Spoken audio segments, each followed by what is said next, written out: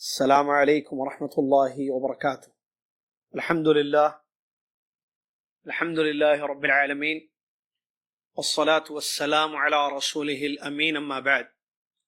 أعوذ بالله من الشيطان الرجيم. بسم الله الرحمن الرحيم. يا أيها الذين آمنوا اتقوا الله حق تقاته ولا تموتن إلا وأنتم مسلمون. يا أيها الناس اتقوا ربكم الذي خلقكم من نفس واحدة وخلق منها زوجها وبث منهما رجالا كثيرا ونساء، واتقوا الله الذي تساءلون به والأرحام إن الله كان عليكم رقيبا. يا أيها الذين آمنوا اتقوا الله وقولوا قولا سديدا يصلح لكم أعمالكم ويغفر لكم ذنوبكم، ومن يطع الله ورسوله فقد فاز فوزا عظيما. بسم الله الرحمن الرحيم.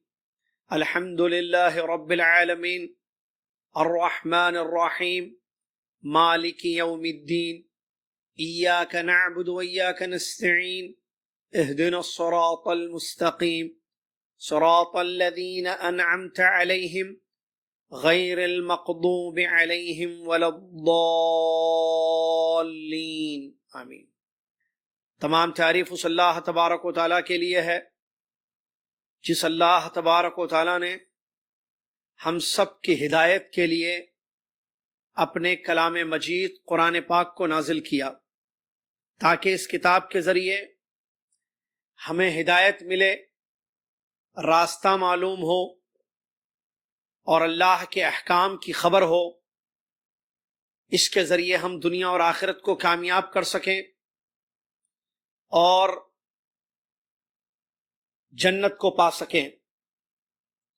بڑی عظیم شان والا ہے جس نے کلام مجید کو اسی ماہ مبارک میں، رمضان المبارک میں نازل کیا، جیسا کہ اس نے فرمایا شہر رمضان الذی انزل فیہ القرآن، رمضان وہ مہینہ ہے جس میں قرآن مجید کو اتارا گیا۔ رمضان میں لیلۃ القدر میں اس قرآن کا نزول ہوا، جیسا کہ اللہ نے فرمایا انا انزلناہ فی لیلۃ القدر، یقیناً ہم نے اس کو یعنی قرآن کو، کلام اللہ کو قدر کی رات شب قدر لیلۃ القدر میں نازل کیا۔ اور معلوم ہے کہ لیلۃ القدر رمضان کی آخری دہے کی ایک رات ہوتی ہے، تو یہ اللہ کا بہت بڑا فضل ہے کہ اللہ تعالیٰ نے ہمیں اس ماہ مبارک میں پہنچایا۔ یہ مہینہ ہمیں ملا جو برکتوں کا، قرآن کا مہینہ ہے۔ اس کو سلف قرآن کا مہینہ کہتے تھے، شہر القرآن، یہ قرآن کا مہینہ ہے۔ سبحان اللہ و بحمدہ سبحان اللہ العظیم۔ صلاۃ و سلام ہو اس کے بعد اللہ کے پیارے نبی امام الانبیاء محمد الرسول اللہ صلی اللہ علیہ وسلم کی ذات گرامی پر،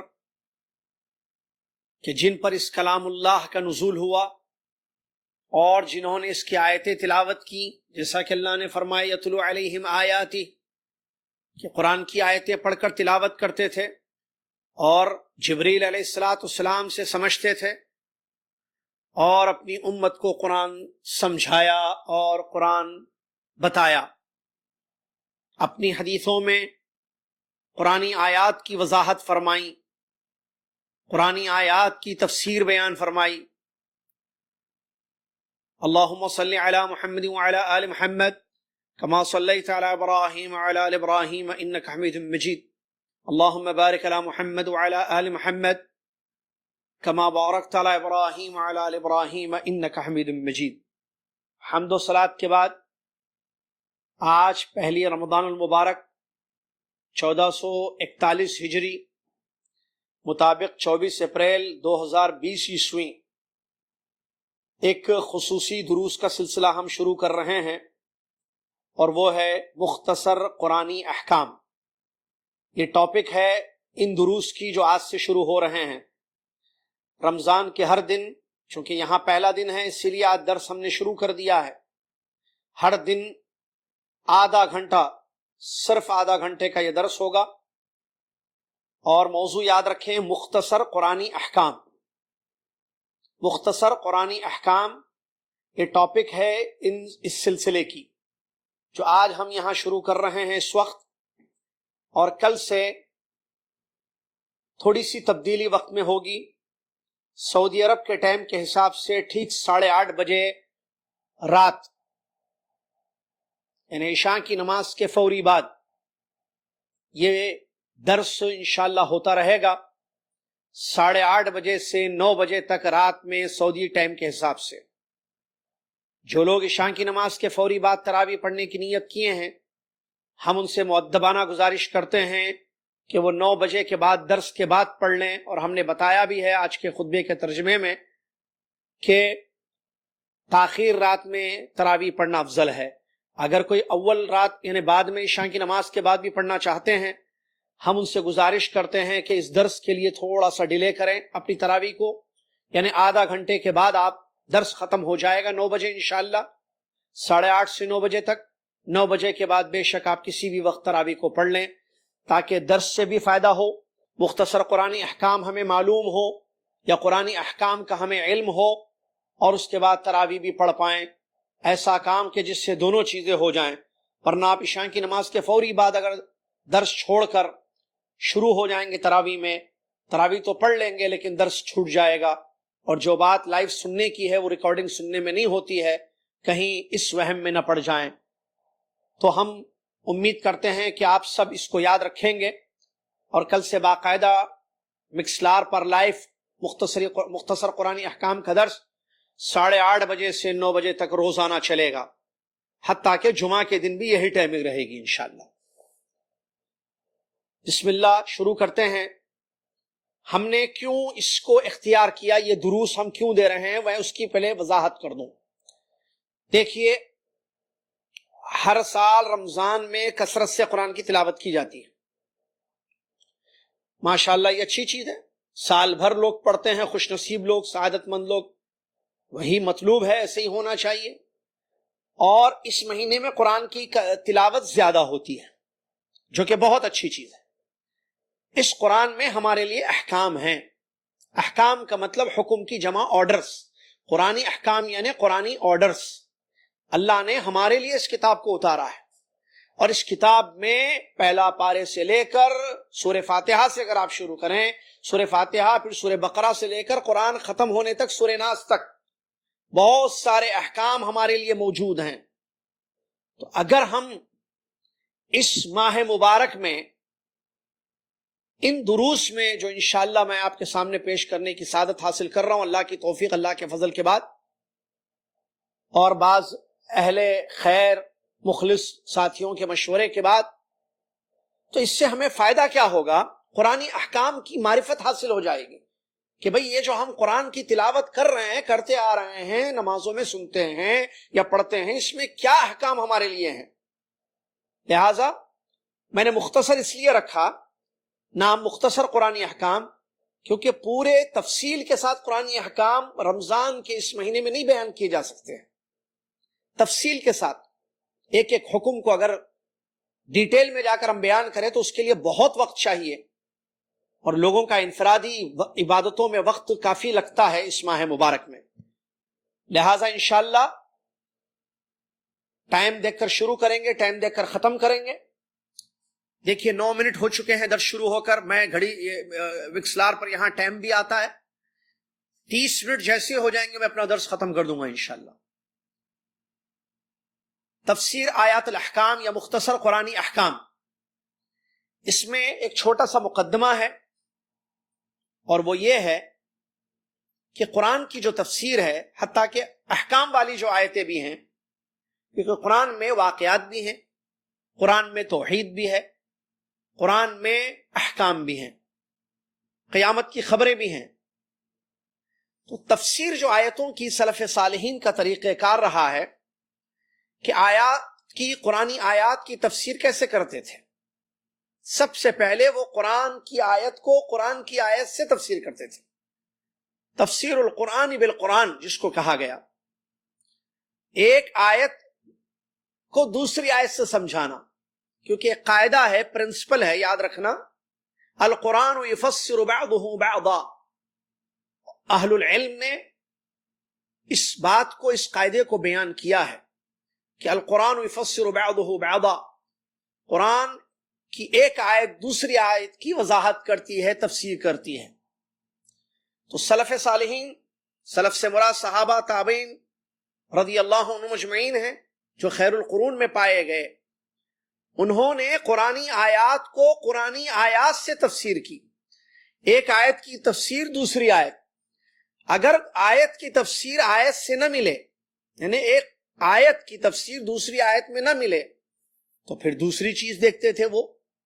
دوسرا طریقہ تفسیر القرآن بالسنت الصحیحہ، صحیح سنت یعنی صحیح حدیثوں سے قرآن کی تفسیر، اس لیے کہ قرآن کی تفسیر حدیثوں میں موجود ہے، بلکہ سنت کو، حدیث کو، سنت سے مراد حدیث ہے یہاں پر، حدیث قرآن کی تفسیر ہے، حدیث قرآن کی تفسیر ہے، قرآنی آیات کو بیان کرتی ہے، حدیثوں میں اس کا بیان آپ کو ملے گا، اس کی وضاحتیں آپ کو ملیں گی، اس کی تفصیل آپ کو ملے گی، کیونکہ اللہ تبارک و تعالیٰ نے بیان فرمایا انزلنا الیک الذکر لتبین للناس ما نزل الیہم، ہم نے آپ کی طرف اس ذکر کو یعنی قرآن کو نازل کیا ہے تاکہ آپ لوگوں کو بیان کریں جو لوگوں کے لیے اتارا گیا ہے، اور وہ بیان حدیث میں موجود ہے۔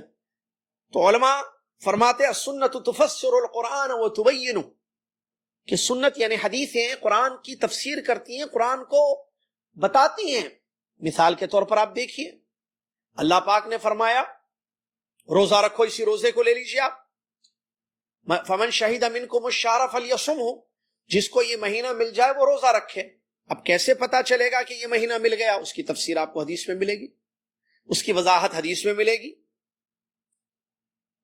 اسی طریقے سے اور بھی بہت ساری چیزیں، کلو واشربوا حتی یتبین لکم الخیط الابیض من الخیط الاسود من الفجر ثم اطیموا الصیام الی اللیل، سورہ بقرہ کی آیت جس میں اللہ تعالیٰ نے فرمایا کہ کھاؤ پیو یہاں تک کہ سفید تاگا، لفظی ترجمہ کر رہا ہوں میں، کالے تاگے سے واضح ہو جائے فجر کے وقت، پھر اپنے روزوں کو رات تک مکمل کرو۔ اس کی تفسیر آپ کو حدیث میں ملے گی کہ سفید تاگے سے مراد دن کی روشنی ہے، فجر کی روشنی ہے، اور کالا تاگے سے مراد رات کا اندھیرا ہے، جیسا کہ نبی صلی اللہ علیہ وسلم نے خود بیان فرمایا۔ اللہ نے قرآن میں کہا کہ چور اور چوری کا ہاتھ کاٹ دو۔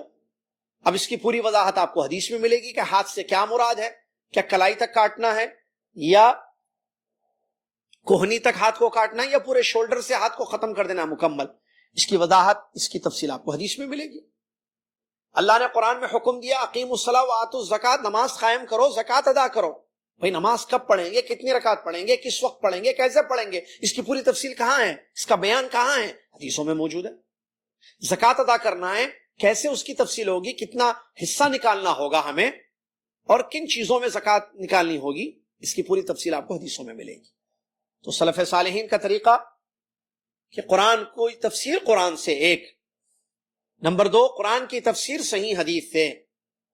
اگر قرآن کی تفسیر قرآن سے نہ مل رہی ہو، آیت کی تفسیر میں کوئی آیت نہ نظر آئے یا آیت کی تفسیر میں کوئی صحیح حدیث نہ ملے، تو پھر وہ تیسرا راستہ اختیار کرتے تھے، التفسیر یا تفسیر القرآن باقوال الصحابہ، جس کو تفسیر بالماثور بھی کہتے ہیں۔ تفسیر بالماثور یعنی صحابہ رضی اللہ عنہ مجمعین کے اقوال سے، وہ دیکھتے تھے کہ صحابہ رضی اللہ عنہ مجمعین نے اس آیت کے بارے میں کیا قول پیش کیا ہے، یا اس آیت کے بارے میں کیا ان کا فرمان ہے، کیا ان کی تفسیر ہے۔ کیوں صحابہ رضی اللہ عنہ مجمعین؟ اس لیے کہ وہ قرآن زیادہ جانتے تھے، ان کے دور میں قرآن کا نزول ہوا، اہل التنزیل تھے، پیارے نبی صلی اللہ علیہ وسلم کے شاگرد تھے۔ نبی صلی اللہ علیہ وسلم کے بارے میں جو اللہ نے بیان فرمایا نا، میں نے شروع میں بتایا یتلو علیہم آیاتی، قرآن کی آیتیں پڑھ کر تلاوت کرتے ہیں، تو جن کے سامنے تلاوت کی جو ایمان لائے اور سنے قرآن کو، وہ صحابہ ہیں رضی اللہ عنہ اجمعین، اور وہ عرب کی جو زبان ہے، عربی زبان سے زیادہ واقف تھے۔ کیونکہ وہ ان کی مادری زبان تھی، مدر ٹنگ تھی ان کی، اور قرآن پورا عربی زبان میں ہے، اور وہ نبی علیہ السلام کے شاگرد ہیں کہ انہوں نے قرآن کو سمجھا ہے نبی صلی اللہ علیہ وسلم سے۔ اسی لیے تفسیر اقوال صحابہ یا تفسیر بالماثور، تو پہلی چیز قرآن کی تفسیر قرآن سے، دوسری چیز قرآن کی تفسیر صحیح حدیث سے، تیسرا طریقہ قرآن کی تفسیر صحابہ کے اقوال سے۔ اگر صحابہ رضی اللہ عنہم اجمعین کا کوئی قول نہ ملے تو پھر علماء ائمہ تفسیر تابعین کی طرف رخ پڑتے تھے، کیا ان کا کوئی قول نظر آ جائے۔ اور پھر اگر اس میں سے کوئی بھی چیز نہ ملے تو ایک مزید بات میں بتا کر اس مقدمے کو ختم کروں، وہ یہ ہے کہ وہ مستند عربی زبان جیسے اس کو سامنے رکھتے ہوئے تفسیر کرتے تھے، جس کو تفسیر بالرائے بھی کہا گیا۔ اور یہ دو قسم کی رائے تھی، ایک قابل تعریف جس کو رأی محمود کہا، اور دوسرا رأی مذموم، ایک قابل تعریف رائے، دوسری قابل مذمت رائے۔ قابل تعریف رائے کس کو کہیں گے؟ جس کا اعتماد کسی اتھینٹک سورس پر ہو، اور اگر اس کا اعتماد کسی اتھینٹک سورس پر نہ ہو، کوئی مستند نہ ہو، تو وہ پھر مذموم رائے قرار پائی گئی۔ اس کے بعد آگے بڑھتے ہیں۔ ہم جو یہاں بتا رہے ہیں قرآنی احکام، کیا مراد ہے قرآنی احکام سے؟ قرآنی احکام، جو مختصر قرآنی احکام کا درس شروع ہوا ہے، یہ پہلا سلسلہ ہے اس کا، تو کیا مراد ہے قرآنی احکام سے؟ قرآنی احکام سے ہماری مراد ہے وہ آیتیں جو فقہی عملی احکام پر دلالت کرتے ہیں، فقہی عملی احکام پر دلالت کرتے ہیں، اس کو کہتے ہیں آیات الاحکام، یا قرآنی آیات جو احکام پر دلالت کرتی ہیں۔ یعنی عمل کرنے کے لیے جس آیت میں ہمیں کہا گیا ہے، یا تو ڈائریکٹ آیت ہی میں وہ چیز ہے، یا اس سے استنباط کسی حکم کا ہوتا ہے، نص ہو یا استنباط ہو، تو یہ مراد ہے ہماری قرآنی احکام سے، یہ مقصود ہے قرآنی احکام سے۔ اس کے بعد آج کا یہ پہلا درس انشاءاللہ اس چھوٹے سے مقدمے کے بعد سورہ فاتحہ کے خلاصے پر مشتمل ہوگا۔ سورہ فاتحہ میں حکم ہے صراط مستقیم پر جمے رہنے کا، بڑا حکم اللہ تعالیٰ نے دیا ہے۔ دعا کرنے کے لیے کہا گیا ہے کہ اللہ سے ہدایت مانگو صراط مستقیم پر، انعام یافتہ لوگوں کا جو راستہ ہے اس راستے پر چلو۔ سورہ فاتحہ ایک عظیم ترین سورہ ہے جو قرآن کی پہلی سورہ ہے۔ آپ کو معلوم ہونا چاہیے اس سورے کے کئی نام ہیں، جیسے ام القرآن، فاتحۃ الکتاب، سبع مثانی، الصلاۃ، رقیہ وغیرہ وغیرہ۔ ان میں سے ایک مشہور نام ہے سورہ فاتحہ کا ام القرآن۔ ام کہتے ہیں اساس کو، بیس کو، بنیاد کو۔ اور سورہ فاتحہ کو کیوں ام القرآن کہا گیا؟ عبداللہ بن عباس رضی اللہ تعالیٰ عنہما فرماتے ہیں الفاتحۃ اساس القرآن، سورہ فاتحہ قرآن کی اساس ہے، قرآن کی جڑ ہے، قرآن کی بیس ہے۔ اسی طریقے سے اور بھی نام اس کے ہیں، جیسے فاتحۃ الکتاب، اور یہ فاتحۃ الکتاب کا مطلب کتاب کو کھولنے والی، چونکہ آپ جب قرآن شروع کھولتے ہیں تو سب سے پہلے سورہ فاتحہ ہے، اس کے بعد باقی سورتیں ہیں۔ اور یہ فاتحۃ الکتاب، یہ بھی حدیث میں لفظ آیا ہے۔ اسی طریقے سے سبع مثانی، 7 آیتیں جو تلاوت کی جاتی ہیں، اور یہ بھی حدیث میں لفظ آیا ہے یہ نام قرآن سورہ فاتحہ کا، اس لیے سبع مثانی بھی اس کو کہتے ہیں۔ الصلاۃ، یعنی صلاۃ کا معنی نماز ہے نا، سورہ فاتحہ کا ایک نام الصلاۃ بھی ہے، کیونکہ حدیث میں یہ نام سورہ فاتحہ کے لیے استعمال ہوا ہے۔ اور یہی حدیث جس میں سورہ فاتحہ کا نام الصلاۃ آیا ہے، دلیل ہے ان علماء کے قول کی جو کہتے ہیں نماز میں سورہ فاتحہ پڑھنا رکن ہے۔ جو سورہ فاتحہ نہیں پڑھے گا اس کی نماز نہیں ہوگی.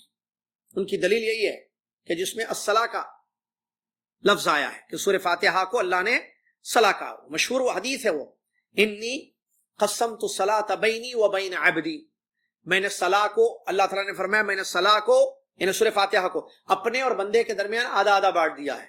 مشہور حدیث ہے نا، وہ بندہ الحمدللہ رب العالمین پڑھتا ہے، اللہ کہتا ہے دیکھو میرے بندے نے میری حمد بیان کی، پوری جو لمبی حدیث ہے. تو وہاں الصلاح کا لفظ ہے، قسمت الصلاۃ، اللہ نے کہا میں نے صلاح کو بانٹ دیا ہے اپنے اور بندے کے درمیان آدھا آدھا. صلاح سے مراد کیا ہے وہاں پر؟ صلاح سے مراد یہاں سورہ فاتحہ ہے. اور اسی طریقے سے رقیہ بھی کہا گیا اس کو، اور رقیہ اس لیے کہا گیا وما ادراکم انہا رقیہ، سورہ فاتحہ پڑھ کر دم کیا صحابہ نے، تو نبی علیہ الصلوۃ والسلام کو پتہ چلا تو آپ نے فرمایا تمہیں کیسے پتا کہ وہ رقیہ ہے؟ تو اس کا نام بھی اسی حدیث سے بعض علماء نے ذکر کیا ہے. اس کے بعد میں آپ کو بتاؤں، سورہ فاتحہ بڑی عظیم ترین سورہ ہے، اور یہ اساس قرآن جو عبداللہ بن عباس نے فرمایا، اور اس کا نام ام القرآن جو رکھا گیا ہے یا ام الکتاب جو رکھا گیا ہے، بالکل صحیح ہے یہ، کیونکہ قرآن پورا شروع سے آخر تک جن چیزوں پر مشتمل ہے آپ کو سورہ فاتحہ میں وہ تمام چیزیں ملیں گی. وہ کس طرح؟ دیکھیے، قرآن میں توحید موجود ہے، کئی آیتیں ہیں قرآن مجید کی جہاں توحید ہے، توحید ربوبیت ہے، توحید الوہیت ہے، توحید اسماء و صفات ہے. اب سورہ فاتحہ پر غور کیجئے، توحید کی یہ تینوں قسمیں آپ کو ملیں گی. الحمدللہ رب العالمین توحید ربوبیت ہے، الرحمن الرحیم توحید اسماء و صفات ہے، ایاک نعبد و ایاک نستعین توحید عبادہ یا توحید الوہیت ہے، جو توحید کی تین قسمیں ہیں. اسی طریقے سے آخرت کے بارے میں بھی قرآن میں بہت ساری باتیں آئی ہیں، جنت جہنم آخرت کے بارے میں بہت ساری آیتیں ہیں، ٹھیک ہے، دائیں ہاتھ والے بائیں ہاتھ والے، آگے آئے گی پوری تفصیل. آپ دیکھیے سورہ فاتحہ میں مالک یوم الدین کہا گیا، یوم الدین قیامت کے دن کو کہتے ہیں، اس کا ذکر بھی آ گیا.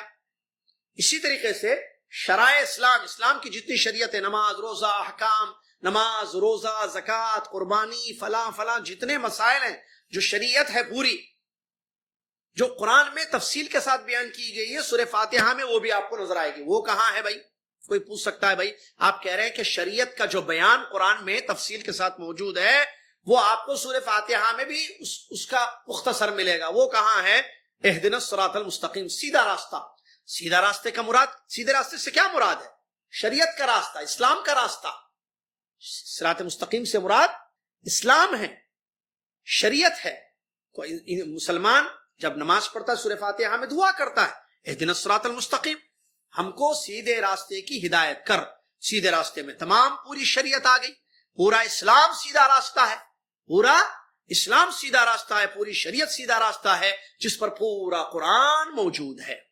اسی طریقے سے قرآن میں غلط راستوں سے بچنے کے لیے ڈرایا بھی گیا یا بچنے کا حکم دیا گیا سورہ فاتحہ میں. اور وہ کہاں ہیں؟ گمراہ راستے، جو دو قسم کے راستے ہیں، یا تو یہودیوں کا راستہ یا تو نصارہ کا راستہ. یہودیوں کی خبر ہے قرآن میں، ان کی گمراہیوں کا ذکر ہے، ٹھیک ہے، نصارہ کی خبر ہے، نصارہ کی گمراہیوں کا ذکر موجود ہے. تو یہ کہاں ہے؟ غیر المغضوب علیہم ولا الضالین. اے اللہ ہم کو ان لوگوں میں سے بچا جو بھٹک گئے، یا ان لوگوں سے بچا، اس راستے سے بچا جس پر چل کر لوگ گمراہ ہو گئے. غیر المغضوب علیہم، اے اللہ اس راستے سے ہمیں بچا جس پر چلنے کی وجہ سے تیرا غضب اترا. مغضوب علیہم قرار پائے وہ لوگ، اور وہ یہود ہیں. اور ولا الضالین، جو چلے تھے کہ راستہ مل جائے گا لیکن بھٹک گئے علم کے نہیں ہونے کی وجہ سے. اس سے بھی ڈرایا گیا ہے. علامہ ابن قیم رحمۃ اللہ علیہ کی بات پھر صحیح ہے، کہتے ہیں سورہ فاتحہ کے بارے میں اشتملت علی کل ما ورد فی القرآن. علامہ ابن القیم رحمۃ اللہ علیہ فرماتے ہیں اگر سورہ فاتحہ پر غور کرو تو یہ سورہ ان تمام چیزوں پر ڈیپینڈ ہے جس کو قرآن میں بیان کیا گیا ہے. ان تمام چیزوں کو شامل کرتی ہے سورہ فاتحہ جس کی تفصیل آپ کو قرآن میں نظر آئے گی. کوئی یہ بھی پوچھ سکتا ہے بھائی آپ یہ کہہ رہے ہو تو یہ بتاؤ کہ قرآن میں واقعات موجود ہیں نا، پیغمبروں کے، ان کی قوموں کے واقعات سورہ فاتحہ میں کہاں ہیں؟ اس کا بھی جواب علماء نے بڑا اچھا دیا ہے، اللہ ان کو جزائے خیر عطا فرمائے. آپ جب پڑھتے ہو نا اہدنا الصراط المستقیم کے بعد والی آیت کیا ہے؟ صراط الذین انعمت علیہم، اس میں پیغمبر بھی آ گئے، صدیقین بھی آ گئے، شہداء آ گئے، پیغمبروں کے راستے پر چلنے والے بھی آ گئے، کیونکہ وہ انعام یافتہ لوگ ہوئے جو پیغمبروں کے راستے پر چلے تو اللہ نے ان کو انعام دیا دنیا میں، اور مرنے کے بعد بھی اللہ تعالیٰ قیامت کے دن ان کو انعام دے گا۔ تو انعام یافتہ لوگ جب ہیں، جس کا ذکر قرآن میں سورہ فاتحہ میں موجود ہے، انعمت علیہم، جن پر تیرا انعام ہوا اللہ، تو انعام یافتہ لوگوں کے پورے واقعات آپ کو قرآن میں تفصیل کے ساتھ ملیں گے۔ تو اس کا مطلب پھر تمام چیزیں آ گئی بھائی، تمام چیزیں اس میں آ گئیں۔ اب شرک اور اس کی تفصیل، تو آپ یہ غیر المغضوب علیہم ولا الضالین کیا مشرکین نہیں ہے؟ یہود مشرک ہیں اور نصارہ مشرک ہیں، ان کا طریقہ شرکیہ تھا، تو شرک کی تمام آیتیں بھی اس میں پھر شامل ہو جائیں گے۔ تو اس طریقے سے سورہ فاتحہ ایک عظیم سورہ مبارکہ ہے جس میں ہمارے لیے حکم دیا گیا ہے کہ ہم اللہ تبارک و تعالیٰ سے صراط مستقیم کو طلب کریں۔ سورہ فاتحہ میں ایک بہت بڑی دعا، ایک ہی دعا انسان کرتا ہے جو بہت بڑی دعا ہے، اور وہ صراط مستقیم کی دعا ہے، سیدھے راستے کی دعا ہے۔ اس کا مطلب راستہ سیدھا ایک ہے، کیونکہ صراط المستقیم کہا گیا، اور مستقیم سیدھے کو کہتے ہیں۔ اس کا مطلب ٹیڑھے راستے بھی ہیں، لیکن ہمیں ان ٹیڑھے راستوں پر نہیں چلنا ہے، ہمیں ان گمراہ راستوں پر یا غلط منحرف راستوں پر نہیں چلنا ہے، بلکہ صحیح عقیدہ، صحیح منہج، صحیح عمل، یہ صراط مستقیم پر چلنا ہے ہمیں۔ تو اللہ تبارک و تعالیٰ سے ایک مسلمان جب نماز میں سورہ فاتحہ پڑھتا ہے تو یہ عظیم ترین دعا اللہ سے کرتا ہے، اللہ کی خوب تعریف کرتا ہے، اللہ کی بزرگی بیان کرتا ہے، اللہ کی تمجید بیان کرتا ہے، اور اس کے بعد اللہ کے اسماء و صفات کا ذکر کرتا ہے، الرحمن الرحیم کہتے ہوئے، مالک یوم الدین کہتے ہوئے۔ اس کے بعد ایک بہت بڑی اللہ تعالیٰ سے دعا مانگ رہا ہے۔ ہر مسلمان اپنی نمازوں میں، اپنی رکعتوں میں، چاہے وہ فرض نماز ہو، سنت موقدہ ہو یا نفل ہو، تراویح ہو یا فرد ہو یا سنت ہو، سب میں وہ کہتا ہے اہدنا الصراط المستقیم، ہم کو سیدھا راستہ دکھا۔ راستہ ایک ہے، جیسا کہ نبی صلی اللہ علیہ وسلم نے بیان فرمایا، میری امت 73 فرقوں میں بٹ جائے گی، 72 جہنم میں، ایک جنت میں۔ اس کا مطلب ایک، اور وہ ایک صراط مستقیم، اہل الصراط المستقیم ہے، وہ صراط مستقیم والے ہیں، تو ایک جنت میں جائیں گے، ایک جہنم سے نجات پائیں گے، باقی 72 جو ہے جہنم کی آگ میں جائیں گے، اور ایک کون ہے وہ صراط مستقیم والے ہیں۔ اسی لیے کہا گیا صراط المستقیم، وہ سیدھے راستے پر تھے، وہ ٹیڑھے راستوں پر نہیں تھے۔ اچھا سیدھا راستہ کیسے؟ ہمیں جو سیدھا راستہ لگے، آج لوگوں کو شرک کا راستہ بھی سیدھا راستہ لگ رہا ہے، آج لوگوں کو بدعت کا راستہ بھی سیدھا راستہ لگ رہا ہے۔ کیا بدعت بھی سیدھا راستہ مستقیم ہے؟ کیا بدعت کو بھی صراط مستقیم کہیں گے؟ کیا ہم جو ہے تو شرک کو بھی اہدنا صراط مستقیم کہیں گے؟ نہیں، صراط مستقیم پر بات ختم نہیں ہوتی ہے، بلکہ صراط مستقیم پر چلنے والے جو انعام یافتہ لوگ ہیں ان کا ذکر آگے آ رہا ہے۔ پڑھیے اس کے بعد والی آیت، صراط الذین انعمت علیہم، ان لوگوں کا راستہ، ان لوگوں کا راستہ جن پر تو نے انعام کیا ہے، اور وہ انبیاء ہیں، وہ صدیقین ہیں، وہ شہداء ہیں، وہ صالحین ہیں۔ لہٰذا وہ لوگ جس راستے پر چلے، اور وہ علم اور عمل ہے، علم حاصل کرنا صحیح اور اس پر عمل کرنا، وہ ان کا طریقہ کار تھا، وہ انعام یافتہ لوگ ہوئے، تو انہی کے راستے کو ہم سیدھا راستہ کہیں گے۔ غیر المغضوب علیہم ولا الضالین، جو لوگ علم حاصل کیے لیکن عمل نہیں کیے، غیر المغضوب علیہم یہود، اور جو عمل کرتے تھے لیکن بغیر علم کے، اس سے بھی ہم بچنے کے لیے اس میں جو ہے دعا کرتے ہیں۔ تو اس طریقے سے یہ سورہ جو ہم بار بار پڑھتے ہیں، زبان زد یاد ہے، بڑا چھوٹا، مرد عورت سب کو یاد ہے، بچے بوڑھے کو۔ تو اس سورے میں یہ بہت بڑی بات بیان کی گئی ہے، لہٰذا اس کو سمجھنا چاہیے۔ ہمارے لیے حکم ہے کہ ہم سیدھے راستے پر چلیں، کیونکہ اسی پر انعام ملے گا، اسی راستے سے فائدہ ہوگا، اسی راستے سے نجات ملے گی، اسی راستے سے کامیابی ہوگی۔ اللہ تعالیٰ مجھے آپ کو، دنیا کے تمام مسلمانوں کو سورہ فاتحہ کو سمجھ کر اس پر عمل کرنے کی توفیق عطا فرمائے، آمین۔ انشاءاللہ سلسلہ جاری ہے۔ اب ہم سورہ بقرہ کل شروع کریں گے۔ پہلے پارے میں سورہ بقرہ کے میں کون سے احکام ہیں، یعنی سلسلہ وار درس شروع ہوگا۔ 29 منٹ ہو چکے ہیں، بلکہ 29.5 منٹ ہو چکے ہیں۔ میں وقت کا اس لیے خیال کر رہا ہوں، خاص طور سے میں نے کبھی اتنا غور نہیں کیا وقت پر، میں اس لیے خیال کر رہا ہوں کہ رمضان کا وقت بڑا قیمتی ہے، لہٰذا عبادتوں میں اس کو صرف کرنا ہے۔ اللہ سے دعا ہے اللہ تعالیٰ ہمارے وقت میں برکت دے، اللہ تعالیٰ ہم سے راضی ہو جائے، اللہ تعالیٰ ہمارے اعمال کو قبول فرمائے۔ جزاکم اللہ خیر، بارک اللہ فیکم، وآخر دعوانا الحمد للہ رب العالمین، والسلام علیکم ورحمۃ اللہ وبرکاتہ۔